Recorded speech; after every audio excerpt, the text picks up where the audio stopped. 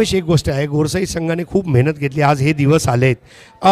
गोरसाईच्या यशाच्या सिंहाचा वाटा जो आहे तो खेळाडूंचा आहे, पण त्यामागे प्रॅक्टिस किती महत्त्वाची आहे. म्हणजे आज गोरसाई संघ तयार झाला. आज भरपूर स्पर्धा अशी असतात जिथे लोक म्हणतात यार गोरसाई नको, आम्ही नाही खेळणार गोरसाई बरोबर. हे एवढे चांगले दिवस कसे आले? म्हणजे प्रॅक्टिसमुळे आले, कॉम्बिनेशन बसले म्हणून आले का अजून काही कारण आहे?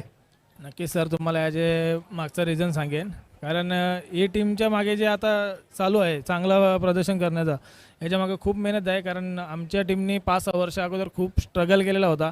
कारण आम्हाला त्या टायमामध्ये जेव्हा आम्ही ते मानकोली पट्ट्यात जायचो खेळायला, तेव्हा आम्हाला बोलायचे का तुमचे म्हणजे ते एक पट्ट्यात बोलतात ना का ते तुम्ही तुमच्या अंबाडी पट्ट्यात जिंकता.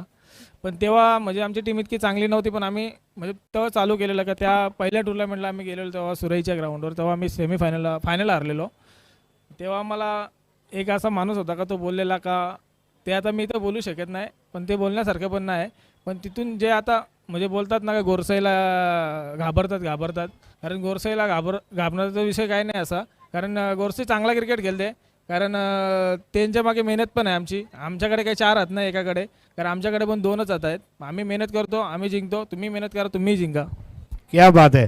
मेहनत का कोई विकल्प नहीं है. There is no substitute to hard work. Bhavesh Pawar is all about hard work, practice and practice.